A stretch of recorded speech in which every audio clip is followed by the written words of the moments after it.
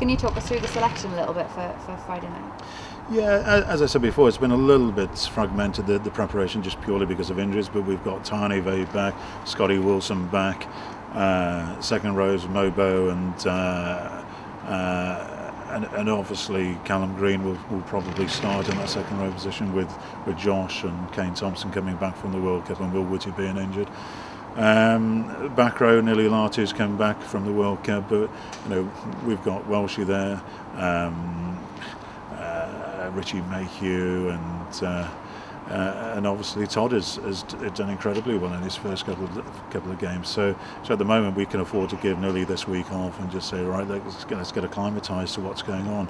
From scrum half point of view, it's nice to have Mickey Young back. Rucky Tapuna will start at 9 with Mickey on the bench, and Tani Takalua, he's at this moment in time having a scan on his ankle because he twisted it in the Tonga game on Friday night.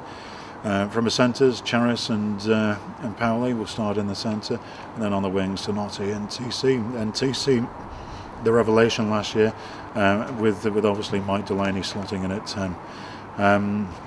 So there'll be fantastic competition at 10 with TC, with Craig Willis playing extremely well, and obviously Mike there. And then on the wings, we thought we wanted our best footballers on the field, which is why we've got TC there. But bearing in mind there's Alex to come back, who obviously can't play this week because of his 2-match ban. Chumba Von DT came out with a little tweak, so we're looking after him. And there's a load of boys who are in contention out wide, and so when everybody's back and fit, it's going to be interesting.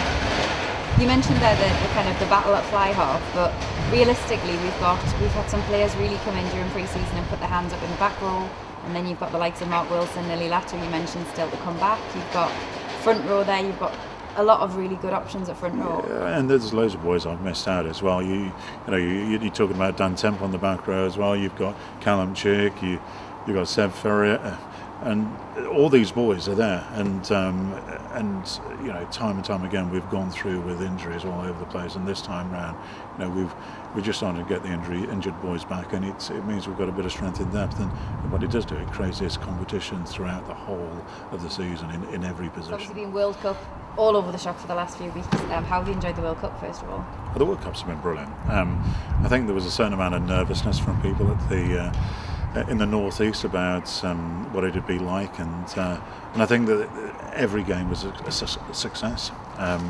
The matches themselves were a success. The atmosphere was absolutely brilliant. The fan zone worked incredibly well. St James's Park worked incredibly well, and the support that was there was unbelievable. And it wasn't just the support from the visiting teams; it was the support from within the northeast as well. And it shows how much interest there is in the northeast. So the whole thing for me went really, really well. Far better than I think any other venue in the UK, which says a lot. Do you think, you talked there about the support from around the northeast? Do you think that's something that maybe hopefully will cross over for us this season, that we'll maybe get a few more? Yeah, there's always a knock-on effect from the World Cup, and you have to capitalise on it. And the only way we can capitalise on it is by winning. And Friday night's game is a massive game for us. So yeah, we know there's a massive interest now. Everybody loves the occasion up here, and let's just bring that occasion to here. And Friday is about that, isn't it? Along to some Rugby World Cup matches who maybe never come to a Falcons match before. There'll be people who are absolutely desperate to get back to Kingston Park for some Premiership rugby. What can they expect from Friday? I think on Friday you can expect people who are going to give it their all, put everything into it, and see some tries as well. And there's no reason why not. It's a difficult place to play on a Friday night, is Newcastle, and I'm pretty sure that the Gloucester won't be looking forward to coming up here. And with the way we're playing at the moment, and did play all last season, we can score tries for fun. We've just got to tighten up our defence, and if we do that, well, let's see what happens. But it's going to be a hard game because they're a good team, and they've got some quality players in quality positions. So the beauty about the Premiership is there's no favourites to finish top four, and there's no favourites to finish bottom four either. It's such a tight competition this year. It means that every game is a dog-eat-dog scenario, and this will be no different on Friday night.